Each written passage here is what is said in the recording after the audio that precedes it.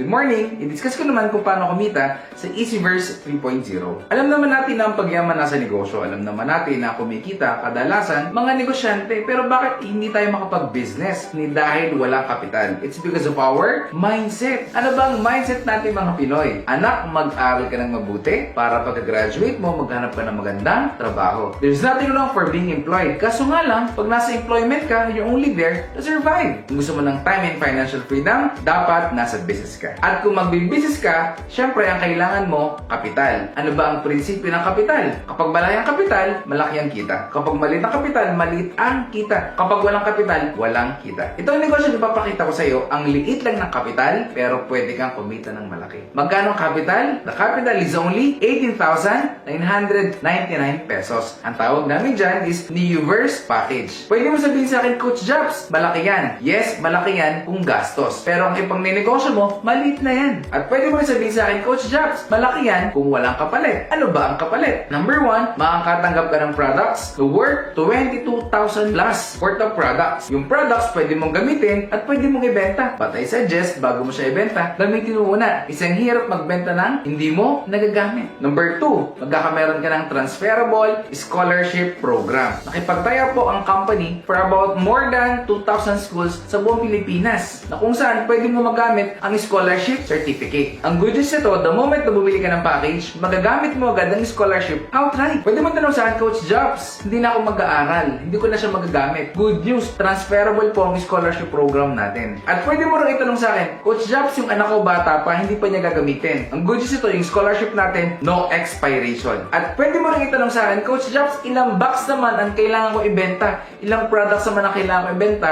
para magamit yung scholar certificate natin? Ang good news, no quota po ito. Kahit hindi ka mag-active, kahit hindi ka na magbenta, the moment na mag-avail ka ng package natin, magagamit mo na siya outright. Hindi mo kailangan maging active distributor para magamit ang ating scholarship. At ang pinakamaganda nito, no maintaining of high grades. Hindi mo kailangan mag-maintain ng mataas na grades para magamit yung scholarship certificate natin. Ang kailangan mo lang is 75% or 3. Basta ipasa mo, scholar ka na ng company. Number 3, magkakameron ka pa ng 25% up to 50% lifetime product discount. Number 4, magkakameron ka din ng distributor tracking center na kung saan dito mo monitor ang negosyo mo 24/7. Lahat ng inventory, lahat ng sales, everything about your business makikita mo sa distributor tracking center mo. Number 5, magkakameron ka din ng ATM account at dito mo makukuha ang payout mo. At ang payout natin is hindi nga lang weekly, hindi rin po monthly. Ang payout po natin is daily. But because of our newest innovation of our payout, in just a matter of 5 minutes, pwede mo na makuha ang income mo dito sa Easyverse. Number 6, magkakameron ka pa ng free online trainings. Ito po yung maganda sa company natin. Lahat ay tuturo sa iyo everything about your business online. Na kung saan matututunan mo every single detail about your business. And of course, number 7, magkakameron ka ng 2 additional free account. Ang tawag natin dyan is PPS or Performance Privilege Slot. Meaning kahit nasa bahay ka lang, as long as meron kang internet, pwede mo nang matutunan ang negosyo natin online. Paano nga ba kumita sa Easyverse 3.0? Number 1, pwede kang kumita through retailing or direct selling. Remember, after mo mag-join, magkakameron ka na agad ng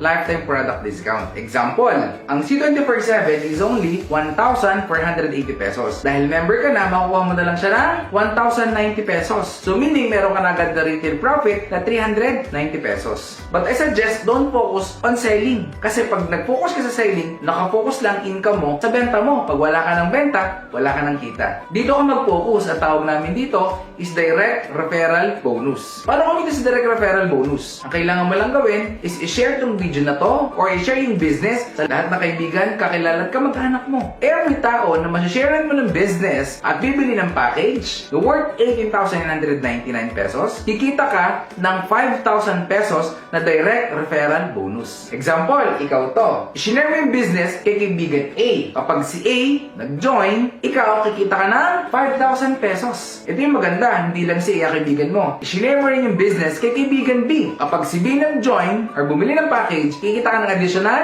5,000 pesos. So meaning, sa dalawang tao na shinare mo ng business at bumili ng package, kikita ka na agad ng total of 10,000 pesos sa direct referral bonus pa lang. Ito yung good news. Since nag-join si A at si B, automatic lalabas na ang 2 PPS mo. mo or 2 free additional account mo na parang ganito. Number 3, kikita ka naman sa matching sales bonus. The moment na nag-join ka sa Easyverse 3.0, magkakameron ka ng left and right sales force. The moment na may nag-join sa'yo at nilagay mo sa left at nilagay mo sa right, kikita ka ng additional 1,800 pesos bukod pa sa direct referral bonus na kinita mo kanina. Since si A nilagay mo sa left at si B nilagay mo sa right, automatic magmamatch. At pag nag-match sila, kikita ka ng 1,800 pesos. So meaning, ang kinita mo sa dalawang tao na nag-join sa'yo is total of 11,800 pesos. Maganda. Siyempre, sobrang ganda. Ito yung good news. Si A, hindi lang ikaw kaibigan yan. Si A, i-share yung business kay kaibigan C. Kapag si C nag-join, si A, siya yung kikita na 5,000 pesos. Kasi siya ang nag-share ng business. Si A, hindi lang si C ang kaibigan yan. I-share yung business kay kaibigan D. Another 5,000 pesos. Since dalawa din na nakuha ni A, automatic lalabas din ang kanyang dalawang PPS. And of course, si A, magkakameron din siya ng match. Si A, kikita rin ng additional 1,800 pesos. Total, si A, kumita rin ng 11,800 pesos katulad nung sa'yo. Ang tanong, fair bang negosyo natin? Siyempre, sobrang fair na fair. Si B, i-share naman yung business kay kaibigan E. Si B, siya yung kumita ng 5,000 pesos din. At i-share niya rin yung business kay kaibigan F. That's additional 5,000 pesos din. And automatic, lalabas din ang kanyang dalawang PPS. Tanong, si B, meron din ba siyang match? Yes, kikita rin siya ng additional 1,800 pesos. Therefore, si B, katulad yung dalawa, kumita rin siya ng 11,800 pesos. Ito yung maganda. Since ang rule sa matching sales bonus, kapag merong isa ka sa left at merong isa ka sa right, automatic magmamatch yan. Kahit hindi ikaw ang nag-share ng business. Ang tanong, si C at si F, nag-match ba sila? Yes, nag-match. So, 1,800 para sa'yo. Si D at si E, tanong, nag-match ba sila? Yes, nag-match. That's additional 1,800 para sa'yo. So, 1,800 plus 1,800, total kumita ka ng additional 3,600 pesos passive income. Ang tanong, ikaw pa ba ang nag-share ng business kay C, kay D, kay E, at kay F? Hindi na. Kilala mo ba sila? Maaring hindi na rin. May ginawa ka ba? Maaring wala. Ang tanong, kumita ka ba? Yes, kumita ka. Ang tanong, maganda ba yung negosyo natin? Siyempre, sobrang ganda. Alam mo kung bakit maganda? Kasi kumita ka ng walang ginagawa. Di ba na gusto natin mga Pilipino? Kumita ng walang ginagawa? Ang tawag natin dyan is law of leverage. Pag sinabing law of leverage, it is the ability to multiply yourself, your time and effort through other people. Sistema ng pagpaparami ng sarili mo, oras at galing mo sa pamamagitan ng ibang tao. Ito ang technique ng mga negosyante kung bakit mas lumalaki ang negosyo nila. At technique ng mga mayaman kung bakit sila mas yumayaman. Ang tawag natin dyan is law of leverage. Ito yung maganda. Si C may kaibigan wala, may kaibigan yan. Si D may ka-chatmate wala, may ka-chatmate yan. Si E may ka-tongits wala, may ka-tongits yan. Si F may ka-Facebook wala, may ka-Facebook yan. Basta may nag-join sa left and right mo, wala kang choice, babayaran ka ng company ng 1.8, ng 1.8, ng 1.8, ng 1.8. Kasi ang good news, ang company natin, nag-expand na tayo sa iba't ibang bansa sa buong mundo. Nag-open na rin tayo ng offices and ang expansion natin is tuloy-tuloy. Ito yung maganda. What if meron ka na share ng business sa Hong Kong? Inilagay mo sa left mo. Tanong yung mga taga Hong Kong, pwede ba silang dumami? Pwede silang dumami. At i-share mo yung business sa kaibigan mo na taga Canada. Ang tanong, yung taga Canada, pwede ba silang dumami? Pwedeng dumami. Ito yung good news. Kahit sa Pilipinas ka, since yung left mo, Hong Kong umahataw, yung right mo, Canada umahataw, babayaran ka ng company ng 1.8, ng 1.8, ng 1.8, ng 1.8, ng 1.8, ng 1.8, ng 1.8, ng 1.8. Maganda.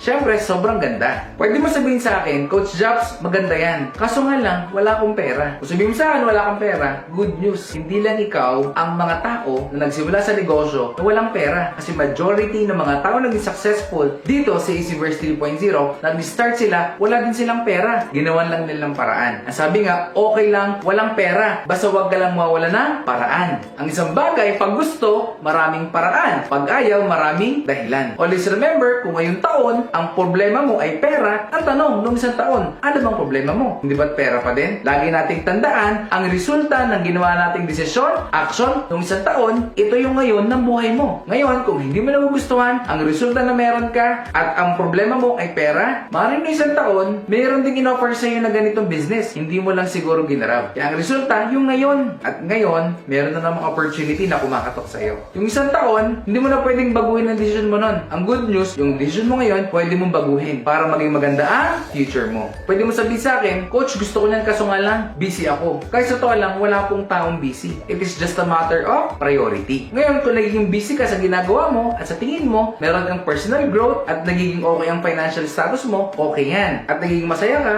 okay yan. Kaso nga lang, kung sa tingin mo, hindi worth it ang pinagkakabisihan mo, hindi worth it yung effort mo, baka ito yung opportunity na para sa'yo. Sabi nga guys, kung nagiging busy tayo sa negosyo ng ibang tao, hindi ba dapat mas maging busy tayo para naman sa sarili nating negosyo? At pwede ba rin sabihin sa akin, Coach Jobs, gusto ko niyan kaso nga lang mahihain ako. Alam niyo ba guys, itong perfect na negosyo sa mga taong mahihain. Bakit? Kasi yung wala sa'yo, pwede mong hanapin sa ibang tao. Example, mahihain ka. I-share mo lang tong business sa mga taong hindi mahihain, sa mga taong walang hiya, makapal ang mukha, lahat ng trabaho nila, pasok din sa'yo. At pwede ba sabihin sa akin, Coach Jobs, hindi ko yan linya. Sa panahon ngayon guys, hindi na uso ang linya-linya. As long as moral yan, ethical yan, at wala ka nayayapakan tao, at kumikita ka ng maganda para sa pamilya mo, linyahin mo. Bakit? Sabi nga, kung dun sa linya mo, hindi ka naging successful financially, subukan naman yung hindi mo linya. Baka dito ka maging successful. And besides, huwag kang mag-alala. Dahil ang isang bagay, bago mo siya maging linya, kailangan mo lang siyang pag-aralan. The good news is, kompleto ang trainings natin nang sa ganun, matutunan mo at mapag-aralan mo everything about our business. Guys, I do believe that everything happens for a reason. Hindi aksidente na nakita mo ang video na ito. At hindi aksidente na nakilala mo si Coach Jobs ngayon. Because everything happens for a reason. Who knows, baka ito na yung calling and blessing mo para magsimula ka